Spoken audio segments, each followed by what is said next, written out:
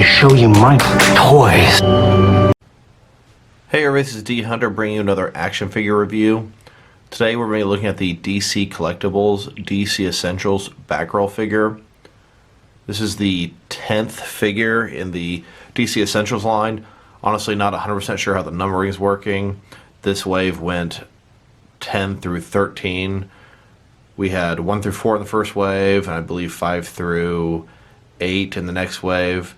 There's also a 2-pack out there. I guess that counted as number 9. Anyway, you may notice there are 2 of these figures in front of you. One of them is going to be opened, and the other one's going to stay unopened in my complete Batman-related unopened action figure 6 and 7-inch collection. So let's check out the packaging. We've got Batgirl on the front here. It looks like she comes with a total of 4 hands, 2 replacement kinds, as well as a Batarang. So you can see here, 10th figure, DC Collectibles, direct from the source, made from the company that makes DC Comics. One side we've got the figure posing, holding her Batarang. Nothing on that side. The top we've got sort of a Batgirl logo. Bottom, barcode, a bunch of junk. And on the back side we've got Batgirl, little description of the figure, and the other figures from the wave, being Joker, Nightwing, and Harley Quinn. I got Nightwing and Harley Quinn when they first came out, but these 2 figures were not available for the website I ordered them from. The website I ordered these guys from was discountcomicservice.com, dcbservice.com. I got them for $17 each. It's 33% off the suggested retail price. The only caveat to that is you have to order them considerably ahead of time, many months, to lock you in for that discounted price. So with no further ado, let's open up the figure and see how cool she is. And then here is my unopened Batgirl figure, claiming her rightful spot in front of my comic collection with all the other DC Essentials figures. You can see on this shelf we've got the current wave, and as we go a little bit lower we've got more of the current wave, as well as some Doomsday Clock 2-packs, as well as the figures that are Batman related from the first wave.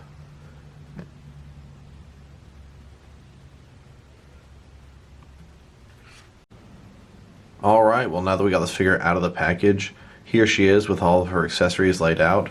She comes with 1 Batarang and a combined total of 4 hands, 2 fisted and 2 open.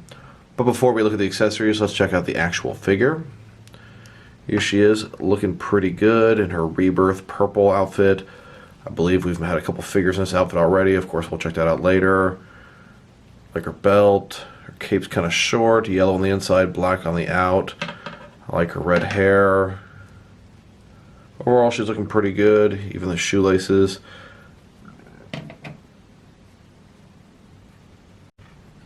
I believe this costume to be her Rebirth costume, and I think we've gotten a couple of figures of that already. I do also believe that she's actually moved on to a new costume in the comics already. That is one annoying thing about buying modern-ish figures. By the time they get designed, sculpted, produced, shipped, distributed, etc., often they've moved on to new costumes. I'm thinking the Multiverse Duke Thomas, for example, numerous other examples. And by the way, I got my action figure from discountcomicservice.com, dcbservice.com, for only $16. They give you a 33% off discount, but the caveat is you have to pre-order quite a bit ahead of time, just FYI. So next, let's check out her accessories. Like I said before, she does come with a combined total of 4 hands. 2 of them are fisted and 2 of them are open. Look like they can hold something small. For example, her Batarang. Here she is wearing both of her fisted hands. I must say, when taking her hands apart, the peg felt pretty sturdy, but the hands themselves are a little bit loose. You can kind of see here, it's kind of flopping around a little bit. Looks good with her fist. Do kind of notice on her arm, kind of odd, she has the one little fin here on the side on her gauntlet.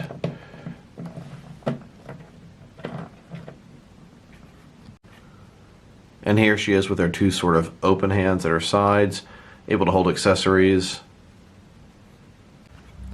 And then here she is holding her Batarang in a throwing-like pose. Now I wanted to compare her Batarang to the original DC Essentials Batman's Batarang to see if they were identical. And I looked and looked and looked and looked and looked and could not find my Batman Batarang. So I took out the unopened version I have, and it does appear These are completely identical, made out of the same material, which I actually don't mind and like quite a bit. Now that we've taken a look at her accessories, and they aren't too many, but not too bad. Batarang, 2 hands. She's one of the few DC Essentials figures that actually comes with swappable hands. The only other one I can think of off the top of my head is the Doomsday Clock Rorschach figure, which is not technically part of the DC Essentials line, but I do consider it to be a spin-off. Let's check out the height of this figure now. This is a DC Essentials figure, which are traditionally 7-inch scale. She could be a little bit shorter than 6 feet tall, so she might be a little bit smaller than 7 inches. Let's see here. Looks like she's sitting at about 6.25 inches tall. So next on the agenda, let's check out this figure's articulation. DC Essentials figures boast quite a bit of articulation, and they've sure earned the right to do so. They're quite articulated, the most I've ever seen from DC Collectibles or DC Direct. I'm expecting this to be the standard moving forward with DC Collectibles. Now I will say that with Series 1, they got pretty loose pretty quick. And I do see a couple of symptoms with that here. I haven't seen it with Series 2 as much, but I definitely have some problems with her fisted hands. Both are incredibly loose already. So let's check her out. Her head, of course, it can go around. It cannot really tilt from side to side. Without her ab crunch, her head can look down this far, which is pretty nice, and up that far. I do like that her hair is from a very soft material, so it doesn't obstruct any of the articulation. Then her shoulders go out about 90 degrees, almost exactly. They're on a ball joint, so they can really kind of go all over the place, do really whatever you want to do with them. She's got these double jointed elbows, which really get a nice range of motion. She can go all the way here, touch her ear, scratch top of her head like she's thinking, cover up her mouth. There's just almost anything you want to do, you can do with her. Next, of course, she's got nothing going on here. She does have a wrist that, of course, it can go around, and it's hinged as well. Nice range of motion there. Now she has this ab crunch and waist swivel sort of combined into one here. It can tilt from side to side. It can go forward, up and down that far. With her head combined, she can look down that far, as well as up that far, which is pretty nice. Look down the side of a building or up to the top of the building. Can really just sort of move her all the way around here. I like it a lot. No traditional waist swivel here. This sort of replaces that. Their legs go out a little bit under 90 degrees. Of course, they're on similar kind of ball joint, go out, go around. They really can't go back, which I find kind of interesting, although a lot of figures have that issue. Then she's got a thigh cut here, and you get the nice little lines. You can put it back the way it's supposed to be. Double jointed knees, absolutely all the way back. Then she's got like a shin cut. Then, of course, her feet. Up, down pretty nicely. And then guess what? They can go, really can't turn around, but they have this ankle rocker which kind of mimics that. And it can sure allow her to stand in some pretty cool, interesting type poses as she's leaning to one side, maybe running, throwing Batarang, etc.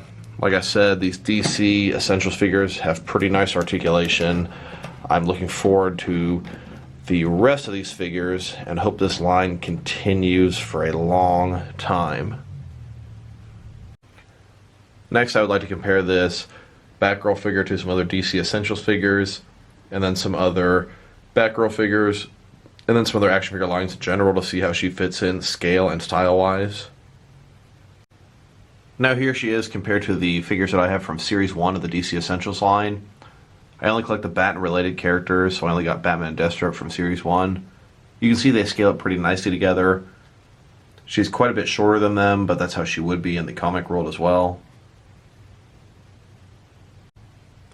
Now here she is next to the rest of her wave. This is Series 3 of the DC Essentials line. I completely opted out of getting any figures from Series 2 as none of them were Bat and related. I believe Series 4 is not Bat related, although I did get pre-order Cheetah from that wave.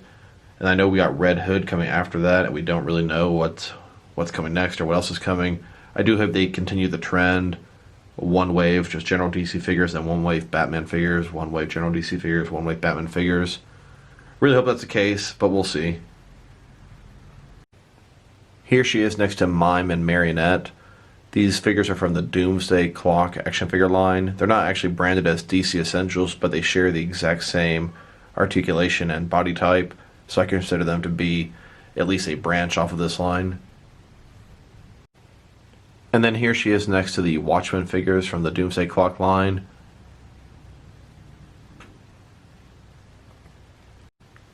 And then here she is next to all the female figures from the DC Essentials line that I have. I know there's an upcoming Cheetah. Do find it mildly interesting. Looks like Batgirl is the shortest of the bunch. In addition to that, I also noticed that each one of these has slightly different articulated ankles. Batgirl definitely has the best version with the ankle tilt as well as some of the normal features. Harley's are a little bit different, and so are Marionette's. Next, let's compare her to some other Batgirl action figures. First, let me compare her to these other two Batgirl action figures that I believe are a portrayal of the exact same costume this DC Essentials figure is. First of all, this is the DC Collectibles DC Icons Batgirl. Pretty much the same costume, same utility belt, etc., etc. The Icons line is the predecessor to the DC Essentials line, and boy, am I happy they went with a larger size, kind of back to their roots. This figure is slightly more articulated than this one, but she doesn't have the double ab crunch like she does, but she's got thigh cuts, shin cuts, whereas she does not. And then this one is by Mattel. Once again, wearing the same costume, but looking a little bit more cartoonish or kiddie. Now here she is compared to all of my different Barbara Gordon as Batgirl action figures in the 6 and 7 inch scale. I didn't realize I had this many of them. I do not believe I have every single one they've ever made, but it is possible. I can't actually think of a single one that I don't have off the top of my head. And here's a slightly better aerial view of all the different Barbara Gordon Batgirl action figures in my collection. Like I said before, there are quite a few of them. And then here she is next to a couple of Barbara Gordon as Oracle action figures. Here she is next to the original Batgirl, Betty Cain. This is an old DC Direct figure that they made a Silver Age 4-pack that came with her, Batwoman, Batmite, and Ace the Bat-Hound. This here is a Flamebird figure. Flamebird was the superhero identity that Betty Cain took over when she was reintroduced. Maybe it was in the New 52, and she was briefly, I think, working with Batwoman. I actually haven't read the story that this Flamebird is from. I don't know if it's also Betty Cain. It quite possibly might not be. But I did get the figure as it's a figure of Flamebird, which in the comic continuity, modern days, is a Bat ally of some sorts. Here she is next to what I would consider the third Batgirl, Cassandra Cain. First we have Betty Cain, then Barbara Gordon, then Cassandra Cain, and then Stephanie Brown before Barbara Gordon retook the mantle. Here's Cassandra Cain as Batgirl from DC Direct. Here she is from DC Superheroes, the predecessor to DC Universe Classics, which is the predecessor to Multiverse. Here's another DC Direct version. And then here's a custom Black Bat. That's the identity that she used after Barbara Gordon came back, I believe during the Batman Incorporated era. I always wish that Mattel would make a Multiverse Orphan, which is her newest identity in the Rebirth. But with them losing the license, it doesn't seem like we will get that. And then here she is next to what I consider the fourth Batgirl. This was Stephanie Brown. This is from DC Direct Batman Reborn action figure line.